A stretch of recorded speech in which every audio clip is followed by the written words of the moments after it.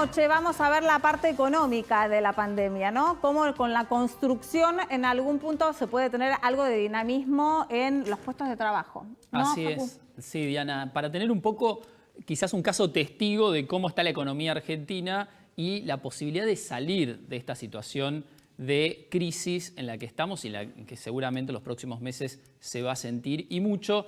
El rubro de la construcción, puntualmente, mostró una fuerte caída en el mes de mayo, como también lo habíamos reflejado acá en el programa, fue del 48,6%. Pero hay un ítem que de alguna manera acompaña cómo evoluciona la construcción, que son los despachos de cemento. Y ahí podemos analizar con estos datos que en realidad esa caída no es igual o pareja en todo el país. En el mes de mayo, por ejemplo, a nivel nacional, los despachos de cemento puntualmente cayeron un 32,8%. Pero mirá lo que pasó en la ciudad de Buenos Aires. La caída fue del 80% y en el conurbano del 47,9%.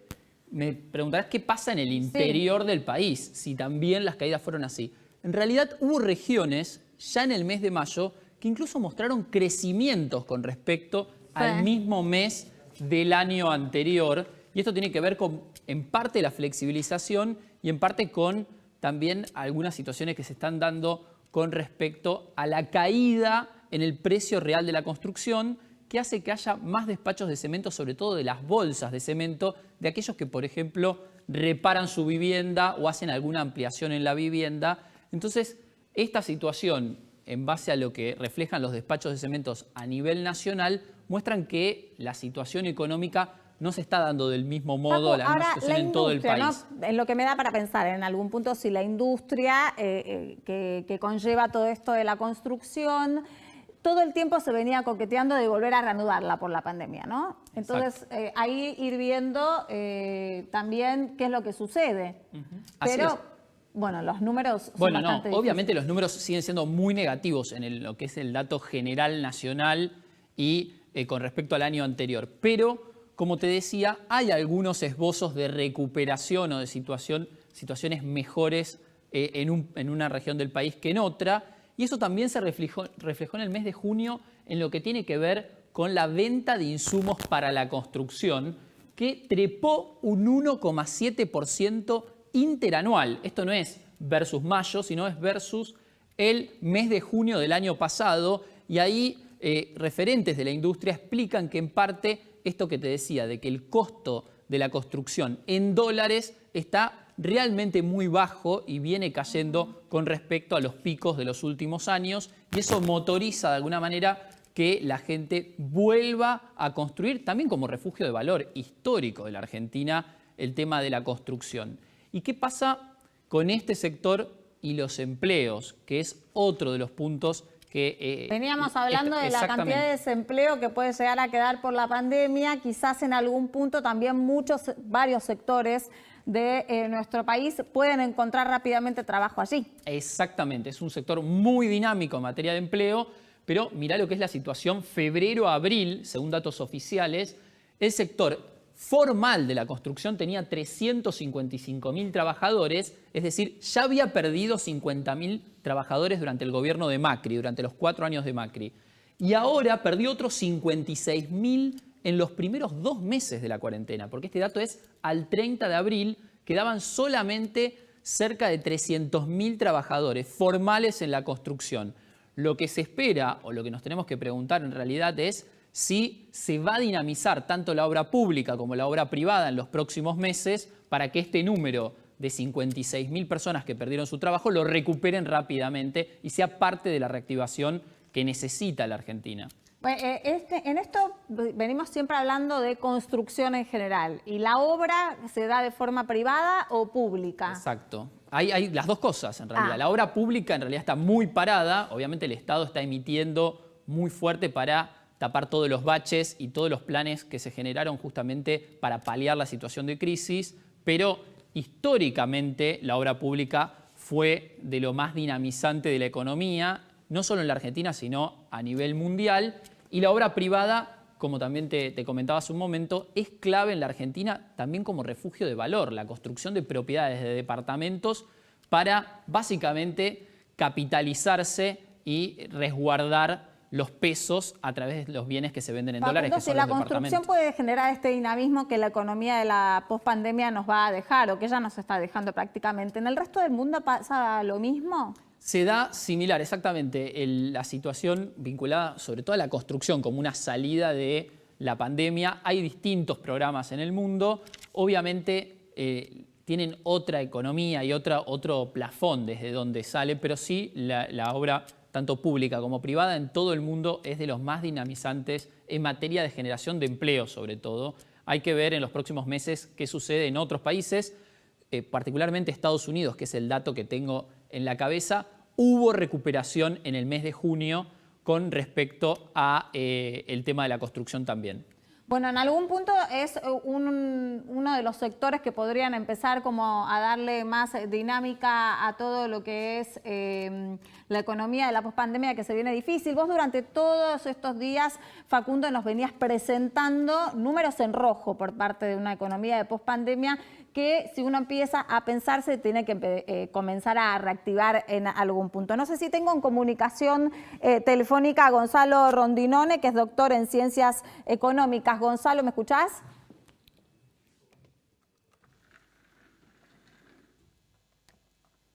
¿Me escuchás? No sé si me estás escuchando. Sí. Ahora sí, creo que te escuchamos. Buenas noches, ¿cómo están? Buenas noches, Gonzalo. Queríamos un poco hablar de esta regeneración de la economía, este dinamismo que puede llegar a dar la construcción en nuestro país. Sí, estaba escuchando atentamente la introducción que hacían. Me parece que muestra claramente las dos velocidades en las que viene trabajando la economía en este momento. Muy duro el impacto en Cava y AMBA, como estaban contando recién, pero empiezan a verse algunos signos de recuperación sobre todo en el NOA y en el NEA. Lo encontramos bien focalizados ahí, con compras de bolsas de cemento y algunos indicios de recuperación de la construcción que creemos que tiene que ser parte del pilar del plan de reconstrucción para adelante. Es decir, va a ser un plan muy largo, va a llevar mucho tiempo, pero la construcción tiene que jugar un rol central en eso. Ahí, Gonzalo, con respecto a la construcción, hablábamos con Diana de obra pública, obra privada. ¿Crees que el gobierno va a generar algún tipo de instrumento que motorice la obra privada, sobre todo teniendo en cuenta que los números del fisco y la recaudación están en niveles históricamente bajos? Sí, definitivamente. A ver, la capacidad estatal en este momento es limitada, ¿verdad? Como vos bien contabas, la mayoría de los recursos del Estado están yendo a tapar baches. No obstante, el Ministerio de Vivienda lanzó un plan enorme que se llama Argentina Construye, que tiene básicamente 4 líneas principales: una línea de construcción y refacción de vivienda, y otra muy interesante también de créditos y subsidio para la compra de bienes materiales. ¿Qué es lo que intenta hacer el Estado con eso? Bueno, dar un primer paso para de esa manera empujar a los privados. Algo que puede no estar tan directamente relacionado, pero que también es necesario para esto, es cerrar el canje de deuda con los bonistas. ¿Por qué? Porque eso va a dar un marco de seguridad para la inversión por ahí si vos tenés unos dólares, ya sea en una caja de seguridad o para tratar de ir a alguna obra de pozo o distintos caminos de financiamiento que puedan llevarte al mercado de construcción, es necesario que haya un marco de confianza y estabilidad en el país. Para eso es necesario el canje de deuda que se está llevando a cabo. Fue altamente positiva y creo que fue muy bien recibida esta semana la oferta del gobierno para el canje de bonos en ley local, que se dieron las mismas condiciones que los bonos internacionales, por lo cual fue muy bien recibido para el mercado. Entiendo que eso es una de las condiciones que necesita también el sector de construcción para adelante.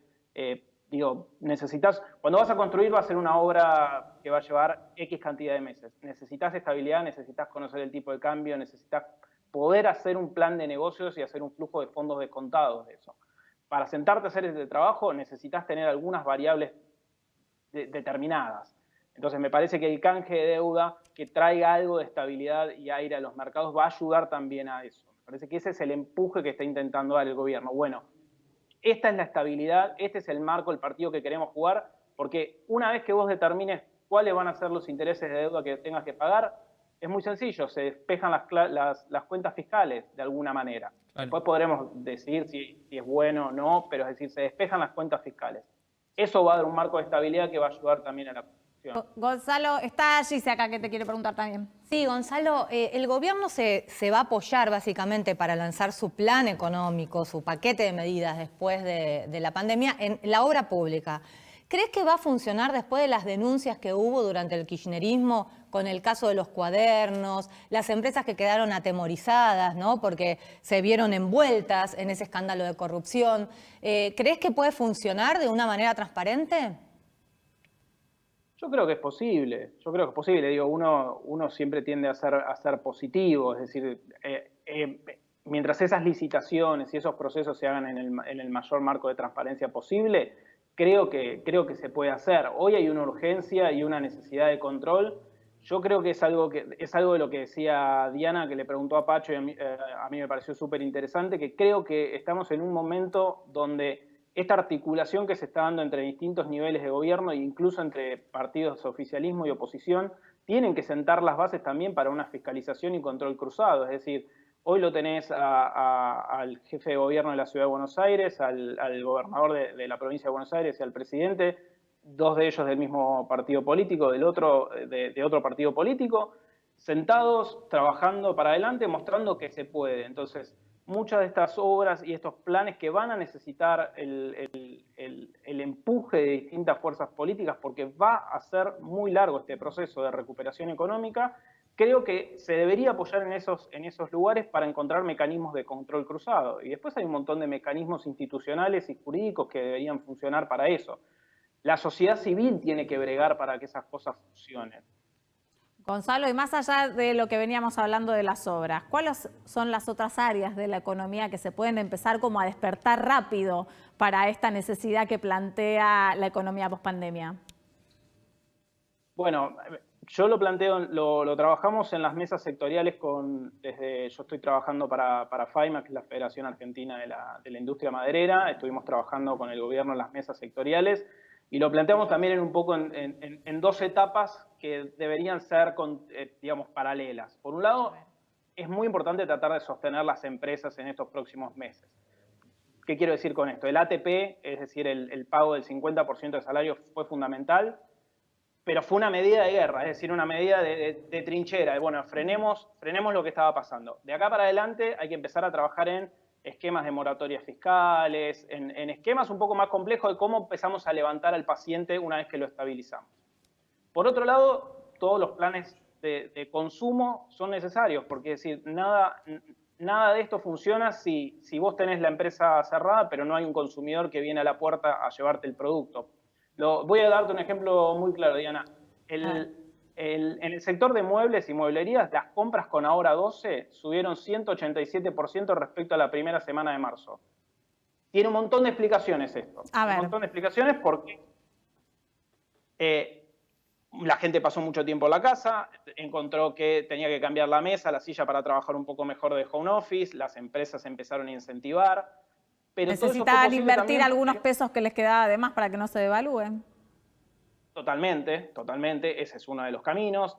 Después también tenés el tema de brecha cambiaria, es decir, si vos tenés un dólar paralelo más arriba, que por ahí podés cambiarlo en un valor más alto y cambiar parte de los muebles de tu casa, pero todo eso se canalizó a través de un plan de consumo estatal. Entonces es importante sostener ese tipo de planes, porque es lo que hacen que hoy algunas empresas del interior de nuestro sector estén trabajando incluso con demoras de entrega. Entonces, tenemos una economía claramente en dos velocidades, pero vos tenés un tercio del país que vive en AMBA y en provincia de Buenos Aires. Entonces tenemos, si bien una parte del país funcionando, necesitamos trabajar fuertemente sobre lo que sea CABA y AMBA para el plan de reconstrucción. Ahí la construcción tiene que jugar un rol central y ahí hay un montón de industrias conexas que también lo tienen que jugar. Por ejemplo, te traigo el caso de, otra vez, la construcción de vivienda en madera. Es decir, siempre uno habla de construcción y se imagina la construcción típica tradicional. La construcción en madera es una de las alternativas mucho más barata respecto a la construcción tradicional. No, y en algún punto lo que puede hacer es derramar también, activar las economías regionales que vos siempre mencionás. Pero yo a lo que iba un poco es saber qué otras áreas de la economía del país. Bueno, ya hablamos de la construcción, hablamos de la madera. ¿Qué otras áreas podrían empezar a movilizarse más rápido todavía frente a todo lo que está sucediendo en nuestro país? Bueno, otra de las áreas importantes para movilizar es el turismo. Es el turismo interno, de cercanía. porque... El turismo interno.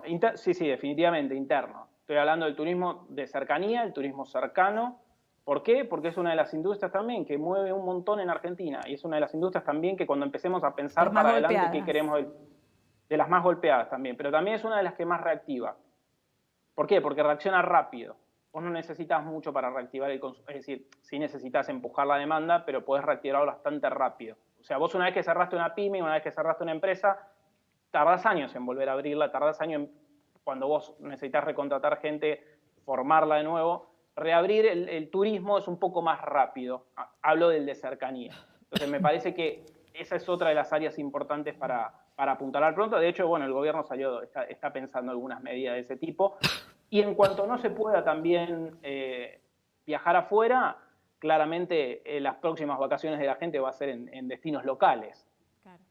Gonzalo, hablamos mucho del mercado interno, pero la necesidad de dólares sigue vigente en la Argentina. ¿Qué pasa con las exportaciones? El sector puntualmente que mencionabas, maderero, y creo que todo el sector forestal, históricamente tiene un déficit de casi 1.000 millones de dólares, si no se actualizaron los números. ¿Cómo se dinamiza el comercio exterior en un mundo que en teoría se va cerrando y una Argentina que en realidad también viene en caída libre desde hace 8 o 9 años en materia de exportaciones? Sí, ahí me parece que haces la pregunta clave. El plan para adelante necesita apuntalar las exportaciones. La primera medida es no poner ninguna traba a eso. Claro. Vos, no por exportar ejemplo, impuestos, por ejemplo. No, exactamente. Digo, después podemos discutir las retenciones al agro y a la soja y lo más grande, pero vos tenés una empresa, ni siquiera te hablo de mi sector, hablemos de cualquiera, una empresa que exporta software, que exporta conocimiento. Hoy le liquidan al tipo de cambio oficial, digamos 70, entre los gastos bancarios y entre las retenciones, le termina liquidando a 60 en pesos. La mayoría de esas empresas termina generando una sociedad para cobrar dólares en el exterior. Claro. ¿Por qué? Porque de esa manera queda con dólares que valen a 115, 120. Por lo cual tenés dos detrimentos fuertes a la exportación, la brecha y las retenciones y los gastos bancarios. Por lo cual es muy difícil exportar en ese sentido. Entonces tenemos un montón de potencial sin explotar que necesitamos ir a empujar ahí, porque es decir, la única solución para adelante, una vez que estabilicemos la deuda, una vez que estabilicemos la construcción, es exportar más, pero para eso hay que poner los incentivos en el lugar correcto. Y después hay que reconocer algo, que muchas veces para exportar hay que importar. ¿Por qué? Porque vos necesitas insumos que a veces no producís. Entonces, para exportar, uno tiene que tener fácil acceso a esos insumos. Gonzalo, muchas gracias por atendernos. Perdón, qué rueda, no, por favor. ¿no? Una cosa lleva a la otra. Muchas gracias por el espacio. Te mando un saludo. Chicos, buen fin de semana. Nos reencontramos el día lunes a las 20:30 con las noticias y a las 22 hacemos Hoy Nos Toca la Noche. Chau.